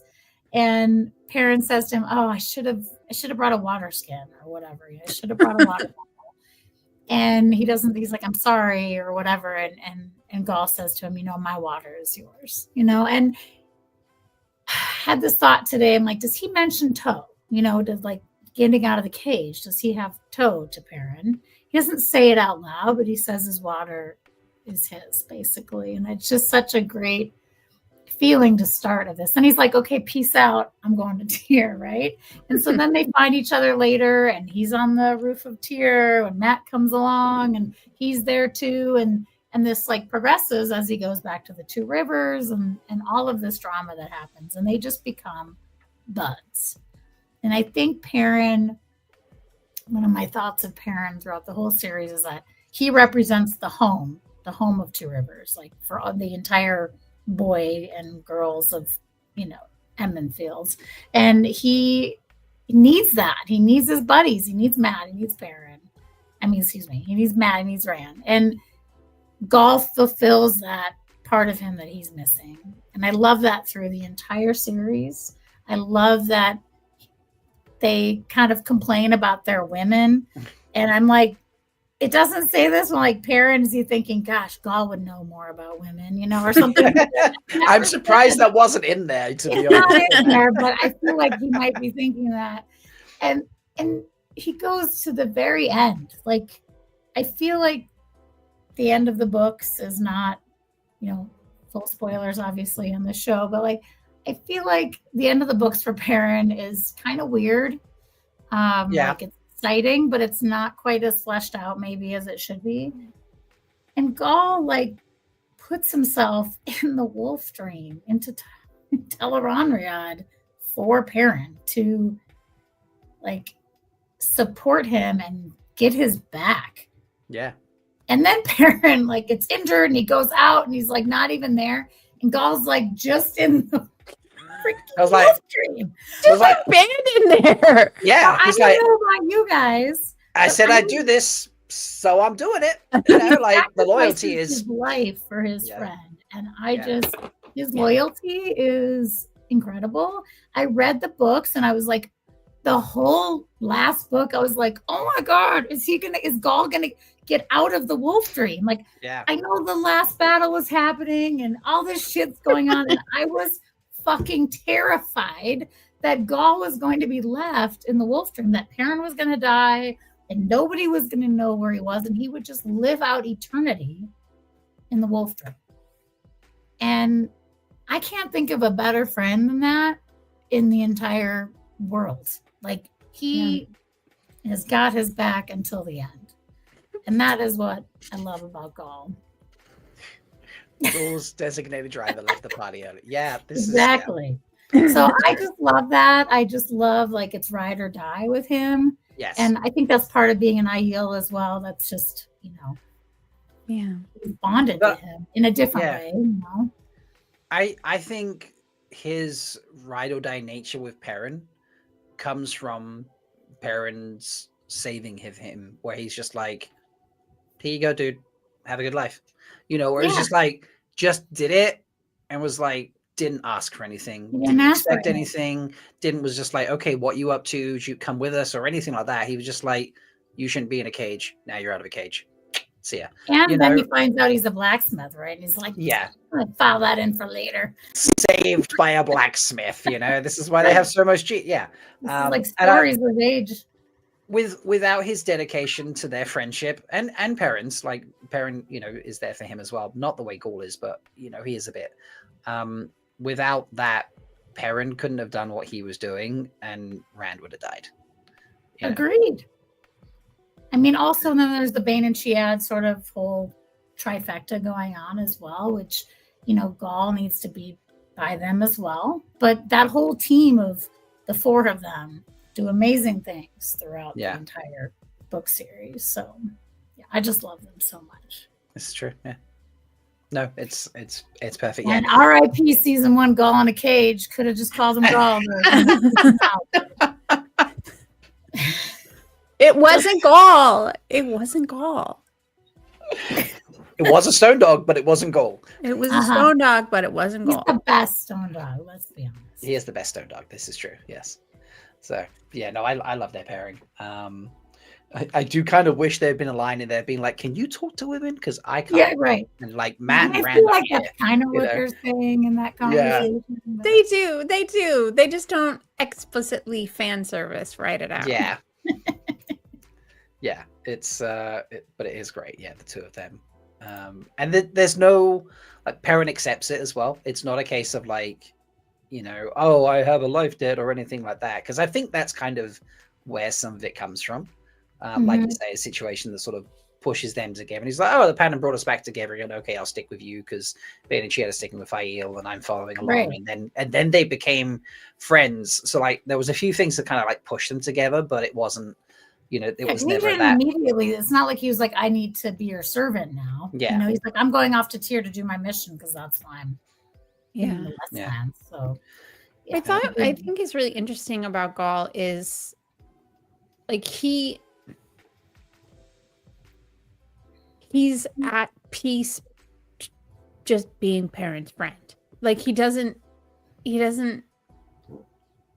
feel like he has to like there's no conflict between them that has to be overcome. He's just a steady like wingman for like he's just there for him, and he's like, yeah, this what I'm doing.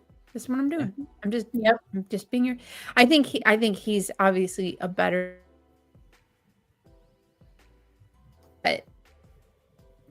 But I think, if I'm really glad that Bane and Chiad is not on the show. But I think he's a fantastic human. He's like a good person, Gaul.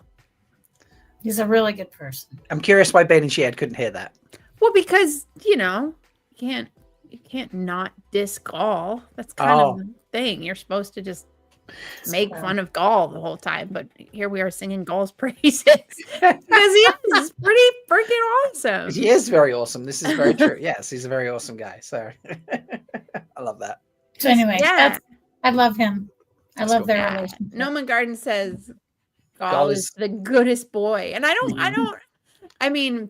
You're not going to say that out loud, but you're not going to disagree with it. I mean, you usually attribute that to actual dogs, not stone dogs. But a bit, yeah. I mean, he is a bit of just like man's best friend. Yeah, he definitely is. That's true. My God, now I'm looking at their relationship later in the books, and it's given me like man and his faithful best friend vibes. Yeah, like without the loop.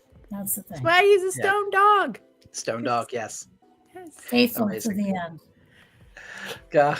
Yeah. But I do give Gaul a little bit more credit than that. Like I do think Gaul has like independent motivations. But interesting that he's like the stone dog all alone making these decisions, right? Like they're usually in force, in mass. Yeah, exactly. Yeah, he doesn't have a wise one alone.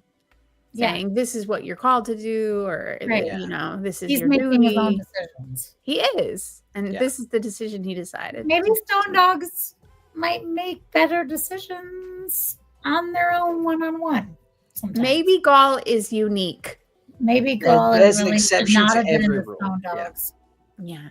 Maybe he got thrown there because, you know, he did something stupid one time and they just put him in stone dogs. They're like, you know what we need to do? We need to send these idiot stone dogs out of the Threefold Land. Yeah. Go find he who comes with Please. the dog. Yeah, we're not going to tell you where he is. Go find him.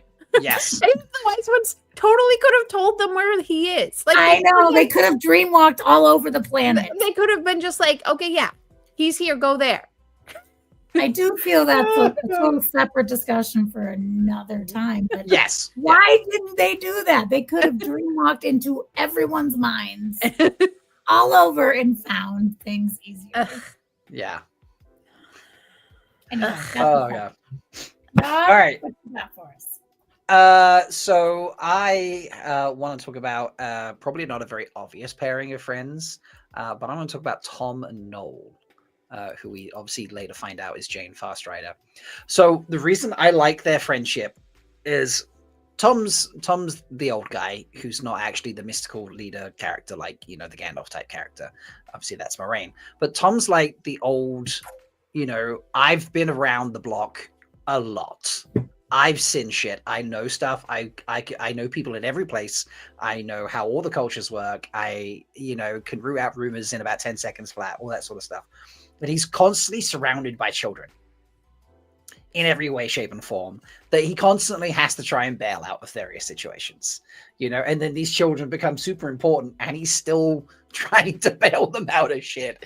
And he's just one day, this other old guy who has been around the block a million times and has seen everything, you know, and has a knack for shit, turns up and he's just like, can I hang? And they're like, yeah, sweet, cool, hang away. And then him and Tom are suddenly just like, I have backup. And, you know, it's personified in when they go off to the Tower of Genji, and it's like, well, yeah, okay, I'll go with you too type thing, because they're friends. And he's just like, yeah, you're going to need help with this. I don't think you can handle like Matt, and yeah, I'll go with you. And sort of that, because they become such good friends of dealing with all the shit they need to do for the kids. You know, it's like, if they were old and decrepit, they'd be in rocking chairs on the porch complaining about all the kids on their grass sort of situation. I could just see that vibe, you know, but they're still spry enough to be out in the world and exploring it and doing things and able to make a difference. And they have that, you know, I don't know, like joint is not trauma, but that joint, like, let's help them get this shit done, because it's like teacher bonds. It's like, yeah, there's like a teacher bond or it's something, like, you know, like two teachers that are friends. Yeah, absolutely. Like, yeah, you've got like this one teacher in a village, and they're like, my God, this is too many kids for me to look after. And another teacher turns up. You need a hand? Like, yeah, now we're besties. Thank you. Let's you know, teach them everything. Yeah, and yeah, I just love. That their friendship literally culminates in him going, I'll go on this deadly mission with you, and then I will sacrifice myself so that, you know, because it's just me, I got nothing left, but you're my friend, and you have a love out there that we're trying to save right this very second, you know, Moraine, whether you buy that or not, that's the situation in the books. And obviously Matt is some kind of mystical hero, we need to make sure he gets out as well. And it's, you know, that level of friendship is just great. And it's not heavily stated in the books. You kind of have to like read between the lines for a lot of things, but I just envision them hanging out all the time, and being like, oh, do you know what they fucking did today? And I had to pick, you know, like, do you know where they sent me to find out what's happening in this city? I had to go to this place, and like I had to like hit on this woman, or like, you know, let this guy beat me up, quote, so I could get this fact out of him, or like I had to sit through 3 bribing sessions to talk to this mobster. And they just like share stories about the shit they had to do to like solve the problems that were going on in wherever they were. I don't know. Well, Tom, I feel like he needed somebody that understood, you know, like he needed that to survive this. That mutual shared history of, being around everything. Yeah. It's just something I really love, I was just thinking there is a movie that I love and I can't remember the name of it. I swear it's got Secondhand Lions. Do you know that movie? No. It's got Robert Duvall, and it's basically two old guys sitting, on a porch, and them and their relationship. And then a child comes in. It's Michael Caine, Robert Duvall, and then Haley Joel Osment, who's from The Sixth Sense, right? But it's this amazing film about these two old curmudgeon characters that have this friendship and they're just nuts. And I love it so much. It's such a beautiful film if you've never seen it. But I always think of these two guys. Well, Robert Duvall in general, he's fabulous. And so, like, when I think of Tom, I kind of think of Robert Duvall just a little bit. That's fair. I can get that. Yeah. In the books, he seems a lot more older. In the show, I'm perfectly happy with what they did with Tom. Me too. But I kind of got this old, like, strong ass character man, and his ability to make those friends with these youngins, and still be relevant and not like, okay, old man, like how teenagers do it. Back in my day, yeah. But he could show them up, right? He was way smarter and they knew it. Yeah. And again, Noel sacrifices himself, for him and Matt and Moraine, which is beautiful. And you could argue that there was, who he is and he's trying to redeem his life or whatever and this and the other. But I was like, I could actually, I just know it doesn't for me. He's like, no, Tom needs to one of us needs to get out to make sure these kids are okay. And he's the one with the woman that we're saving that he's in love with. I don't have anyone like that. And Matt obviously needs to be saved because he's clearly something. He's one of these three kids that is making a difference. And he's like, yeah, so I'm the choice. I'm the one that needs to give us that moment, to give them the moment to escape. And it's like, yeah. So I love the all want to clear that red off our tally when we drive. So, and I think that's kind of what got him helping Tom and everyone in the first place. He was just like, oh, here's a chance to like help some people out, and that progressed to actually he's helping out some very, very important people. To then and Taverin, yeah, and then the bond that he gets through Tom of like, well, actually, Tom's doing this as well. Like, okay, this is I'll just work with Tom, and it just it really works. Yeah. I love when is someone singing. Sorry, that's the maiden. she got good pipes, man. That's impressive. Yeah. When you first saw Noel in the books and he was kind of watching Matt, did you get an immediate reaction? Like, is he a good guy, bad guy? Like I trusted him immediately. Did you trust him immediately? There was something. I thought he was sketchy. There was something for me that was like this situation feels like it's supposed to be sketchy, and it thus is not sketchy for me. I felt like this is a red herring from the author, like from RJ. Like that's how it felt to me. I wasn't sure at first. I didn't know. Wasn't sure. I didn't know if he was bad or good, but he was definitely I wasn't like this guy's evil, but I was like something is weird about it for sure. Mm-hmm.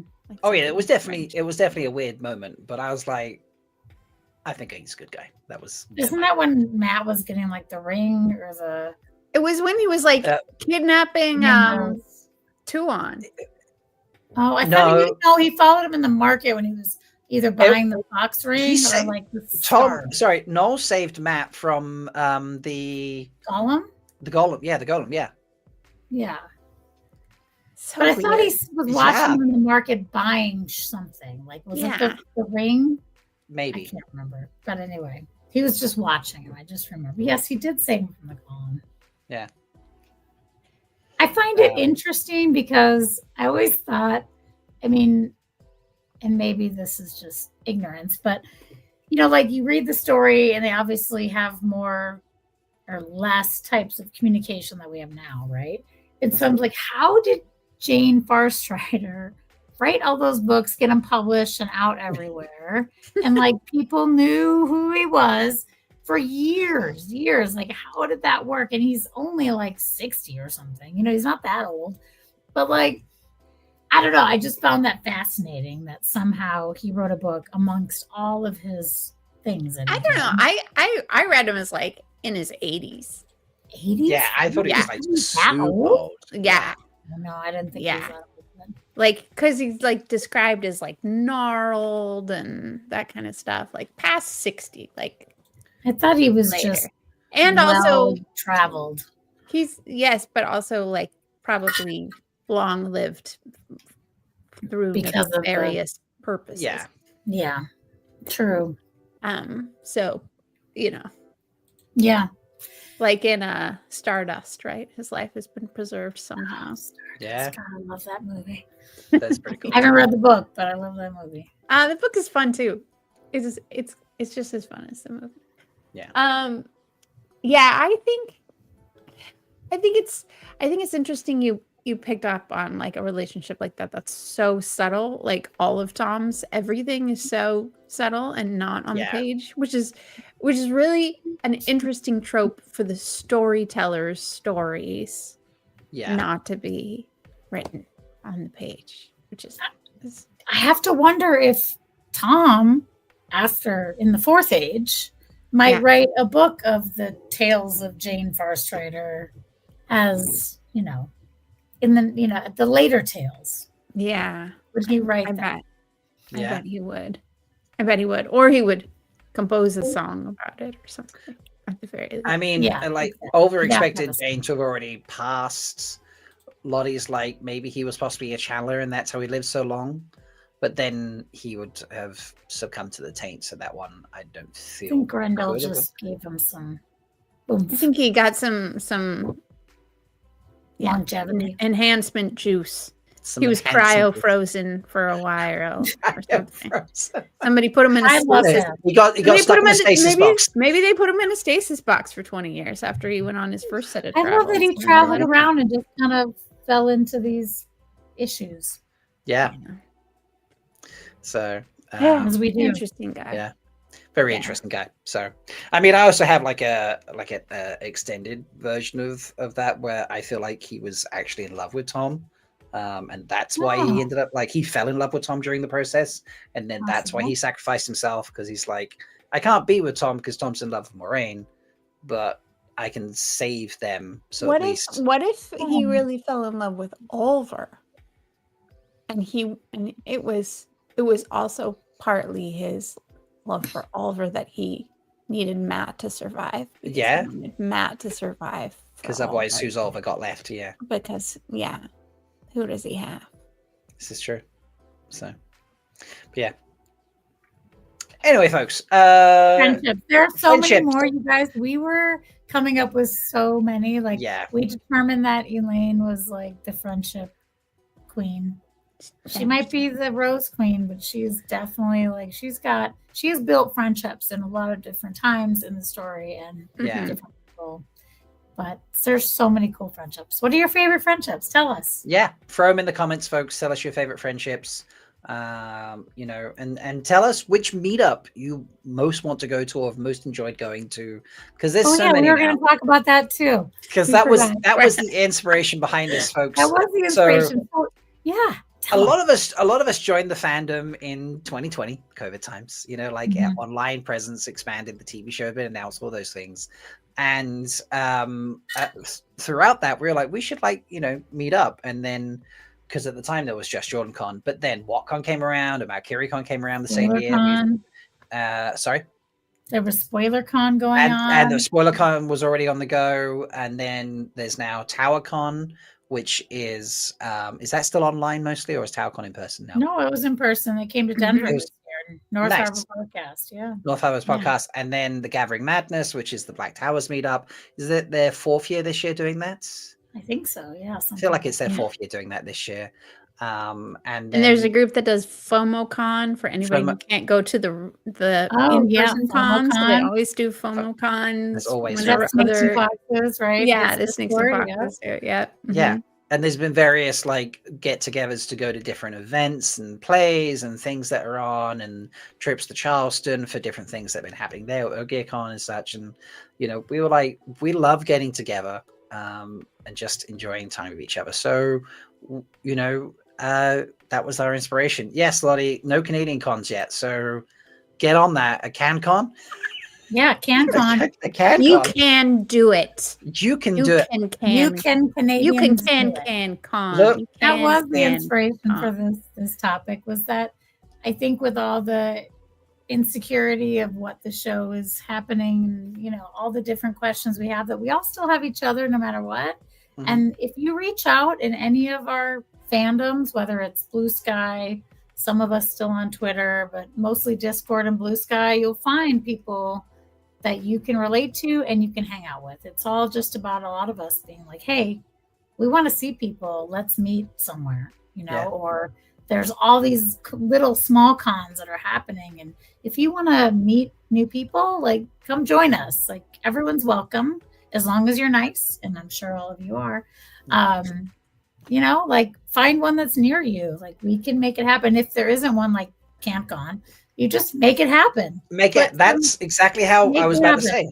Like, I celebrated the first anniversary of the Malkier Talks YouTube channel, and I drunkenly said, because I was celebrating a lot, next year we'll do this in person. I'll set a convention up, because there wasn't one in Europe, and I wanted one in Europe. And I'm like, do you know what? I'll set one up. And obviously I wanted it a bit bigger than the casual catch up for like 10 friends or so or whatever, but there's no reason it can't be like, hey, 10, 15 of us get together in Canada or something like that. Yeah, it doesn't have to be like a 200 person event. Like, just throw it out there. Yeah.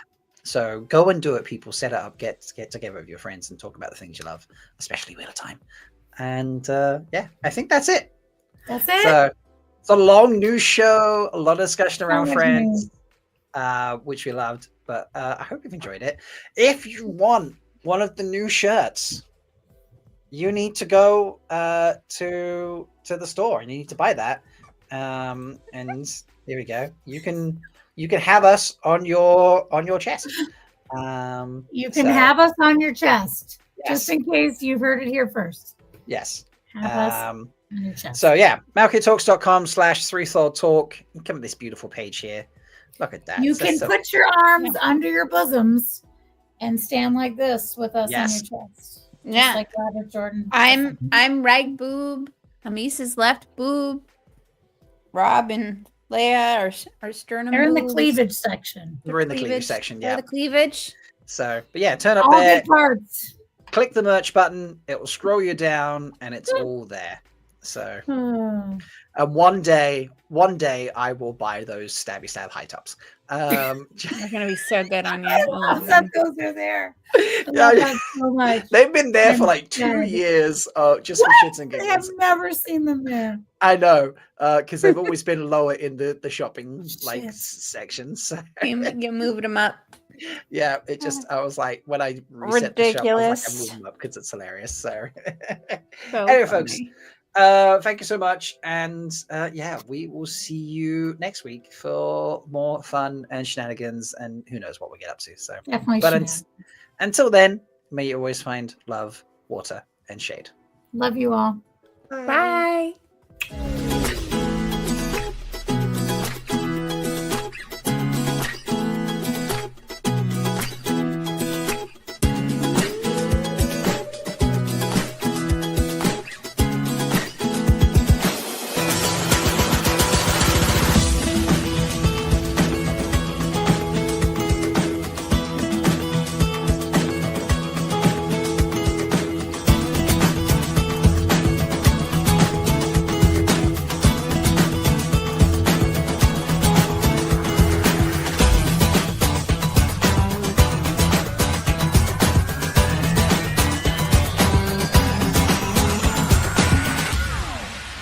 May you always find love, water, and shade.